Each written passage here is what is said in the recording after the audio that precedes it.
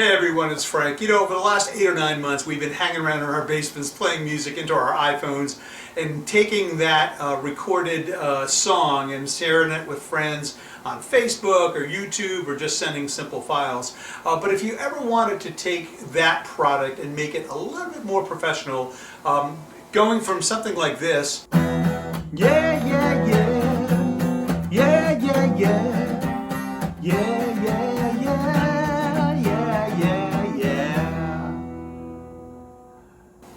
to this. Yeah, yeah, yeah. Yeah, yeah, yeah.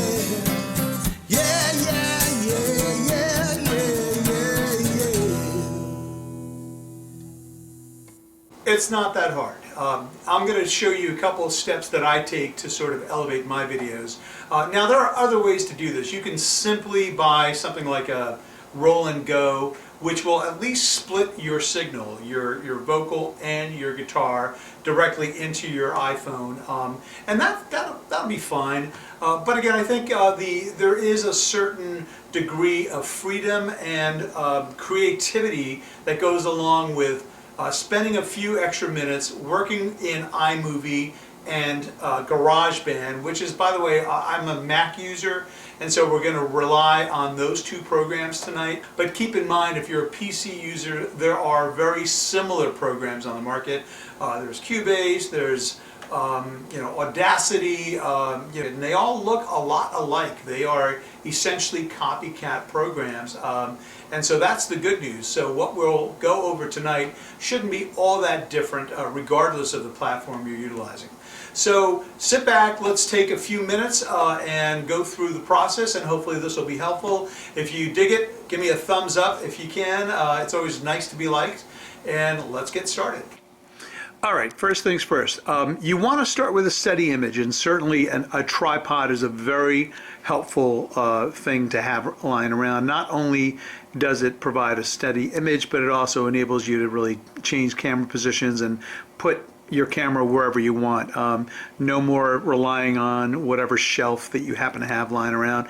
You can sort of change your scenery with a tripod, so that's pretty important. But what you're looking at right now is a $125 tripod that I bought when I was doing photography way back when. It's lying around and I get to use it every once in a while. But interestingly enough, I actually use this thing way more, and this is a selfie stick, and it's nothing more than a selfie stick with a base, and that base keeps it obviously steady, but also enables me, because it's so thin, the profile is so thin, it enables me to put this thing anywhere I want, really. And so it's pretty easy to use. Cost me $25 on Amazon, and it's really cool because it's got a tiltable camera angle and all that stuff. And also, if you screw off the top here, the holder, it'll give you a universal mount that you can put other things on, like other cameras and such. So I would highly recommend that. All right, so the second part of the equation is going to be lighting, and of course you can spend a lot of money on lighting, but I didn't. I spend about, well, that's poster board, by the way, held together with, or held up with some tape. It's reversible tape that I bought on Amazon, and so I could literally have the flexibility of putting this in any corner if I want. And if you look closely, this is one of those utility lamps that you can get at Home Depot for like $7 or whatever it is, and that's just mounted onto like another selfie stick, by the way. I love those selfie sticks. You can't go wrong with them. So right there, you've got lighting for what amounts to be about, sorry about the shaky image here, but what, 15 bucks tops? So keep in mind, you never want to shine a light directly on yourself, because it does make you look kind of, evil, I guess. But this is a really simple way of doing it. You just literally use the reflection off of the poster board, and that will give you a nice, soothing, even light on your face. So, so that's the first two pieces of the pie. Now we're going to walk over to our computer. So the next step in the process is to digitize your audio, and that's simply bringing your guitar and your vocal track into your computer.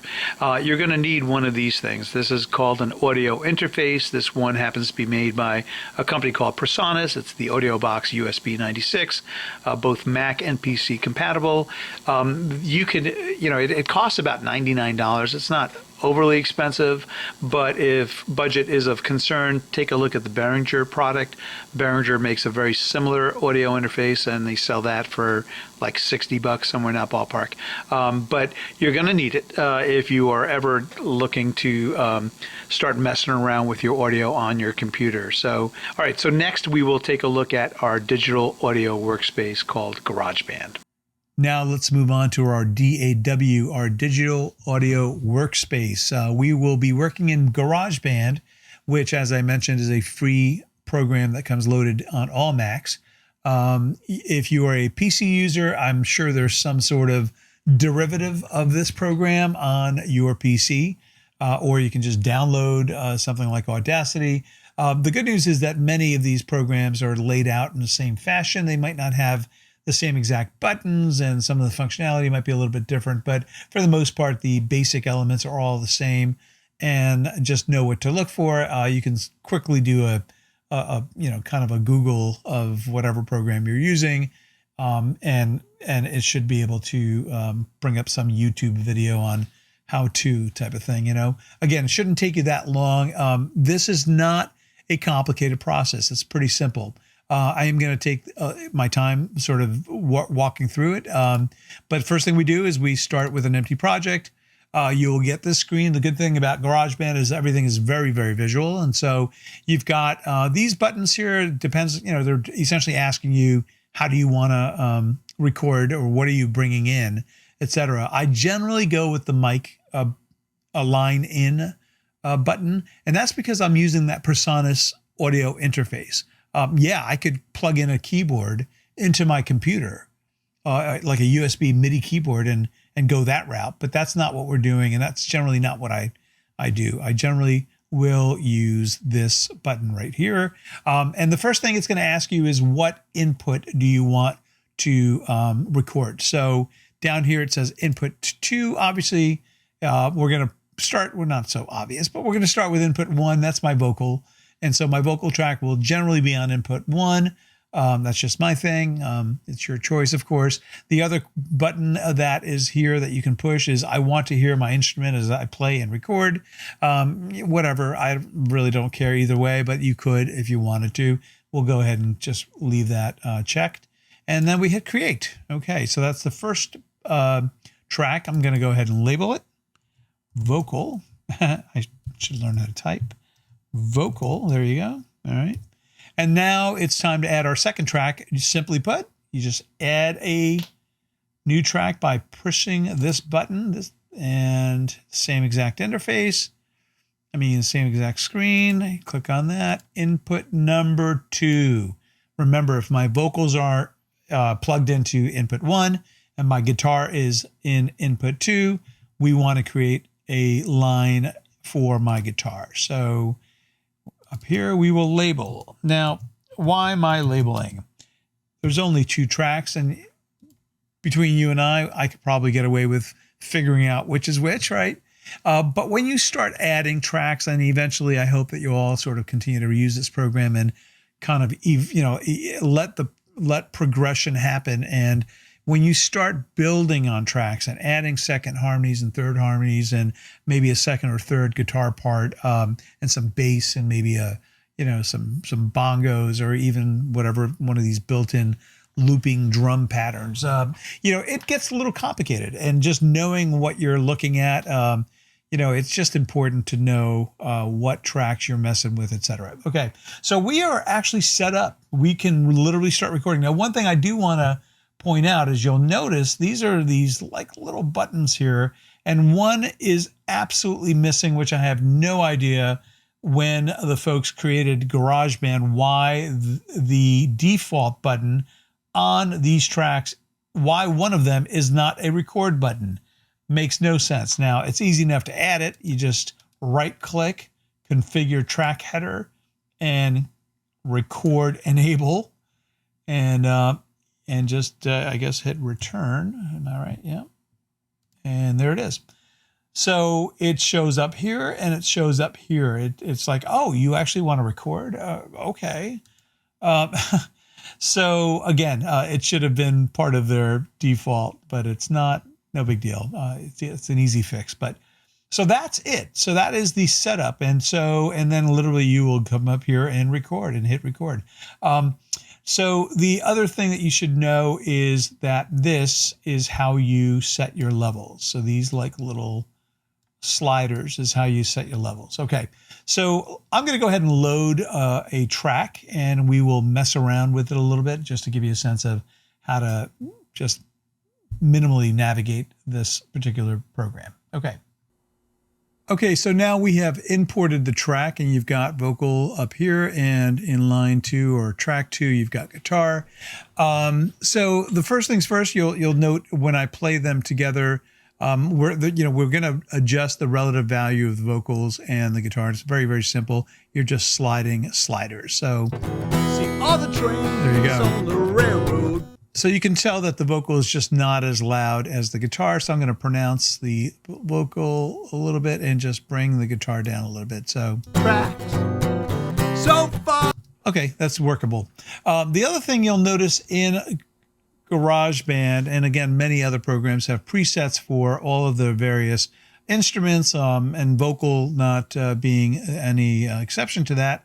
So you will see over to the left a different bunch of vocal effects that you can put on your voice. Now, again, you can mess around with this to your heart's content. Down here in this area right here, you can mess with EQs and all sorts of things. And generally I do, but again, you don't have to. And I'm going to pretend that that option is not available to us just for the purposes of this tutorial, and you'll get a sense of just how much you can do without really having to mess with a lot of stuff. So I'm going to apply a bright vocal to my vocal track. And I'm going to play my vocal. I'm going to actually play the entire track, and I'm going to mess around with different, clicking on different EQs and different voices. Here we go. See all the trains on the railroad tracks. Here's classic. So far gone, there's no looking back. But And here's a compressed vocal. nothing there to move me now. And something called a dance vocal. But I'll make it down to you somehow, and Now you'll notice that the guitar is actually changing as well, and there's a reason for that. Again, the guitar was recorded at the same time as the vocal was recorded, and so as a result, you're going to have that. It's going to bleed over into the track. So that's kind of what you're hearing there. It's okay. I mean, ideally, you probably want to try to isolate the two instruments, but don't go nuts. I mean, you don't need to. Nobody will actually pick up on that. So I actually like the way the bright vocal sounded. I'll be lighter than the steam. The only thing I might do here is maybe bring in a little echo. So down here, you'll see, again, this is happening in GarageBand. This is just a matter of what program you're working in, but you should be able to control not only the EQ, but also just some other fun things. In GarageBand, I could just click on this button and add a little echo. See all the trains on the railroad tracks. So far gone, there's no looking back. That sounds good. Okay. All right. So let's look at the guitar. Now, on the guitar side, you can go with an acoustic guitar setting. Let's go with natural stereo. I don't know. I guess it sounds good enough. And so you get a sense of what that's going to sound like. But now there's nothing there to move me now. But I'm Not bad. So what I'm going to do, though, is I generally tend to throw a little bit of reverb on my guitar. So I'm going to take this knob right here and just push it up a little bit. So just to get a sense of what it sounds like. make it down to you. I'm going to mute the vocal.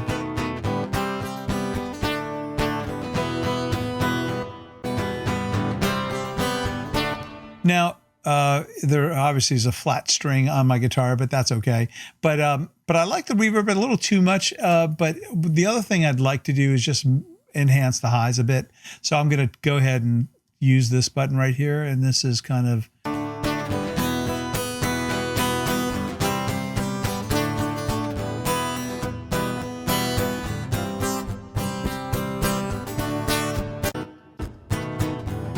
okay, I think that sounds pretty good. So let me go ahead and unmute this and let's hear how it sounds together.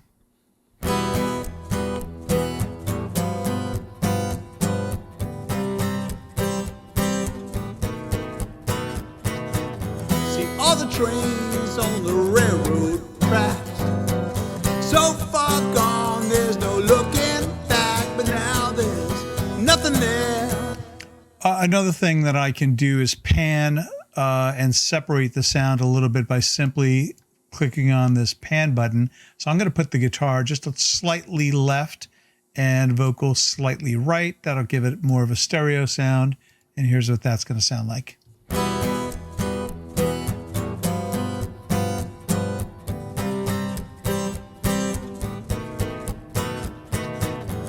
All the trains on the railroad tracks, so far gone there's no looking back. I don't mind it. The echo might be a little strong. I might mess around with that, but not for this tutorial. I'll leave it be. So that is really it. Now, when you are done with this track, again, this is your audio track, you will then essentially save it to your hard drive. There's a bunch of different options for you, but that's the easiest one as far as I'm concerned. You save it to your hard drive and your desktop or whatever, and then you can do with it what you want. It's simple enough. You just go up to Share, and you go to Export Song to Disk, and then it's going to ask you what kind of file do you want, WAV file, AAIF, blah, blah. MP3s pretty much I go with, and I just always go with a high quality. It's good enough. You can actually go with low quality, medium quality, highest quality. Keep in mind the quality is going to affect the size of the output, size of the file itself. But again, I would go with high quality. It's good as any. And then just make sure you call it something so you know what it's called. I think this is called Faster Than the Moon.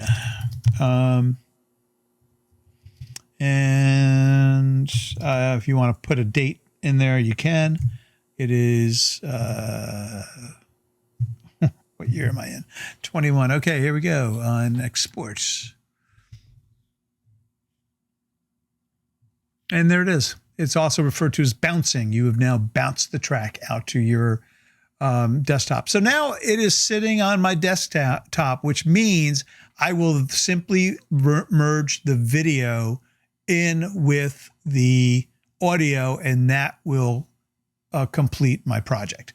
All right, so let's go to the next step. Okay, so here we are in iMovie. I will start very simply by importing my media. And I saved my files on this folder and just import the selected items, and here we go.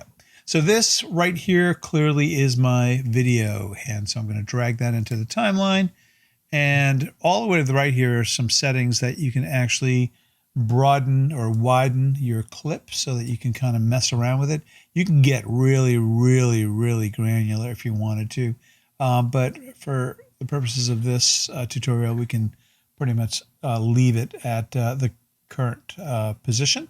And so the other thing that you'll notice is that there's probably a lot more video than I need here. And that's because if you're anything like I am, I'm not a one-take Charlie kind of guy.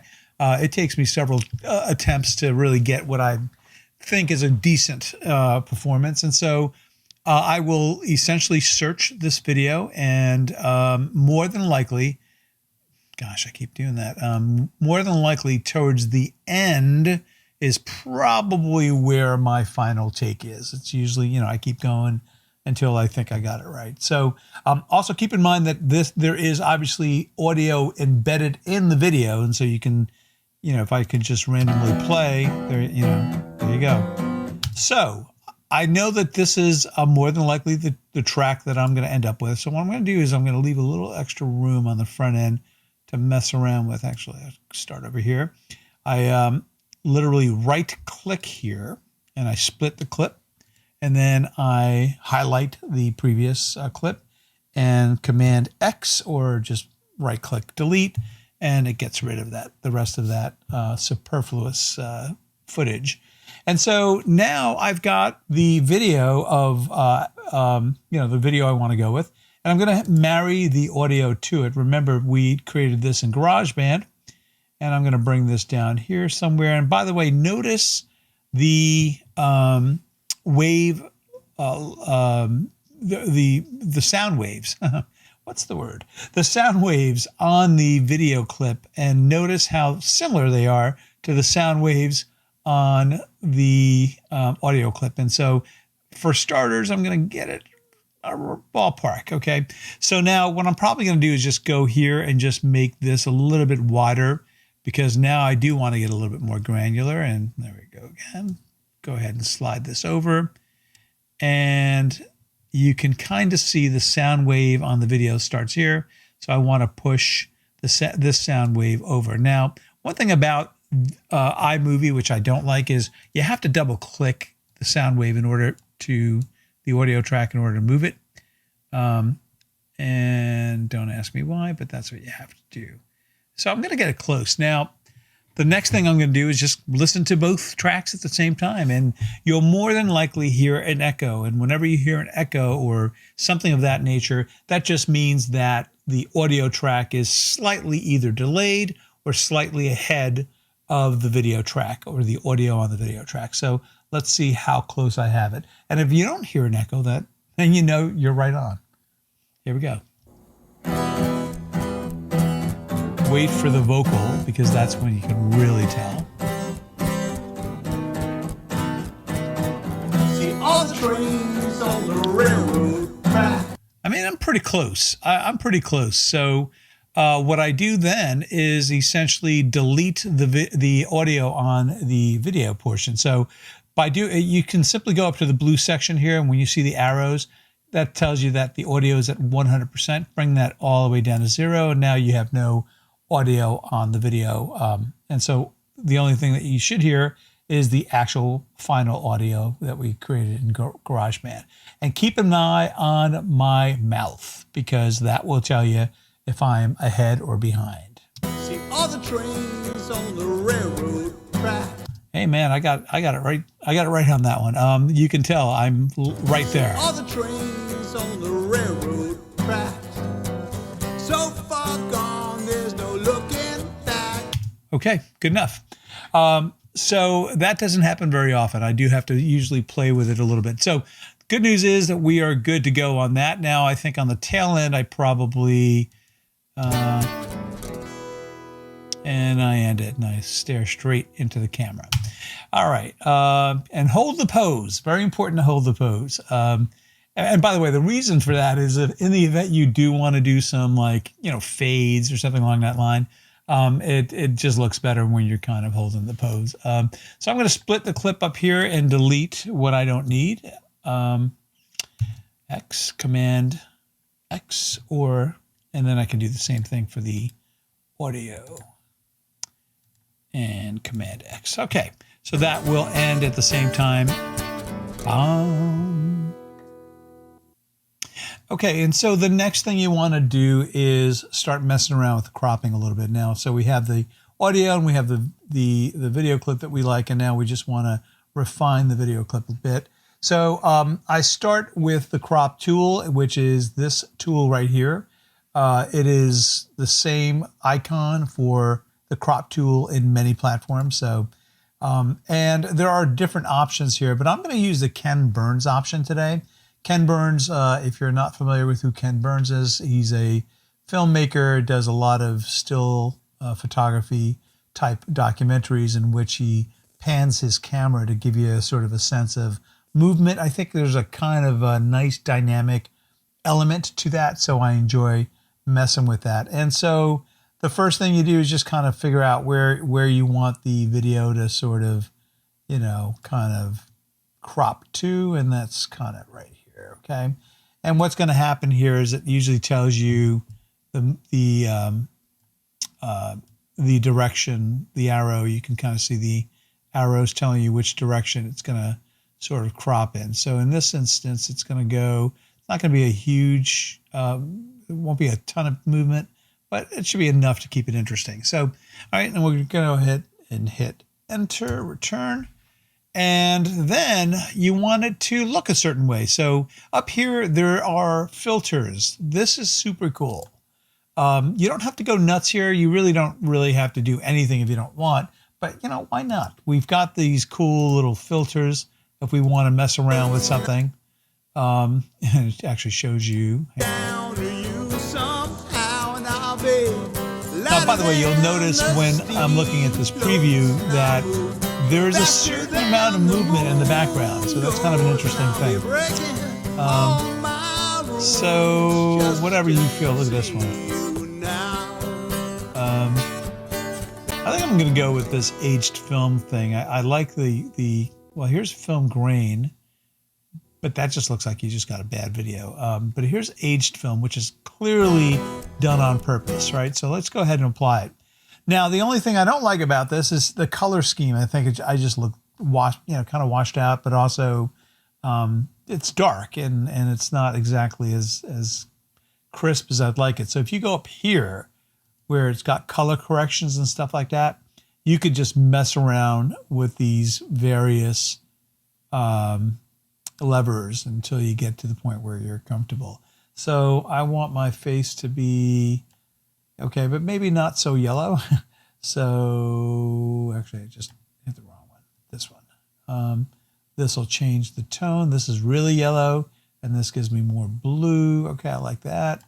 And then here, this will provide you with a degree of saturation. So if you really wanted to really have all the colors pop, there's that look. I don't know if I like that, but let's see. Let's see.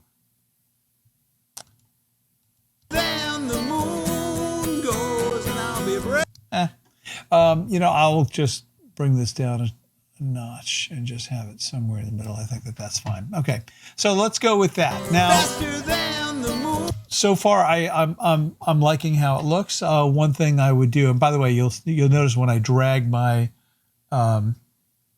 my playhead left to right, you'll see the movement of the Ken Burns thing. See how it's drawing closer. And so, believe it or not, that certainly adds an element of drama, if you will. All right, so, and then the last part of this, really, when you think about it, last thing I need to do is just add a nice title. If you don't have to do this, I like doing it. Let's see, which one do I generally like? How about the one we were using in the earlier part of this video, which is somewhere around here. You know what? I think it's over here. Let's see. Oh yeah, here it is. All right, gradient white. And so you will drag this title to the beginning because generally that's when you see a title come up. Oops, I didn't mean to do that. Let me try that again.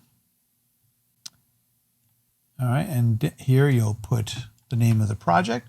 It's your call if you want to put your name first or the song name first, but I'm going to put my name first. And then here I'm going to put the name of the song. Faster than the moon. Okay. Spell that right? Yes, I did. Okay. And so then I'm going to go all the way to the front and see how that plays out. All right, so obviously we're going to have to change some things. We're going to have to move some things around. I'm going to take the title and move it to the right so that it starts when I start playing. All right, that's good. And I also want to cut out this part right here where I'm just kind of waiting for the, I don't know what I'm waiting for. All right, so I will back this out and go down here and just go ahead, split clip. And also down here, you want to split clip because remember, okay, so this should be where we want to start the video. Here we go. All right, love it. All right, so that is for the most part it. We can certainly go into adding fades and things of that nature. Again, that's pretty simple stuff. You just go into transitions and you just add them as you like. And actually, fade to black is usually the one I go to. You throw it right here, and before you know it, it'll look like this. Shoo. Now you can also tell it how long you want it to fade for. How about 4 seconds? And this is what it will look like. Okay, and that is it. So that we are done. Hopefully you enjoyed this video, and if, as I said, if you wouldn't mind giving me a like on this video. Again, it's always nice to be liked. Also, feel free to leave a comment or any questions on the bottom there, and we will see you next time. Thanks for hanging out with us.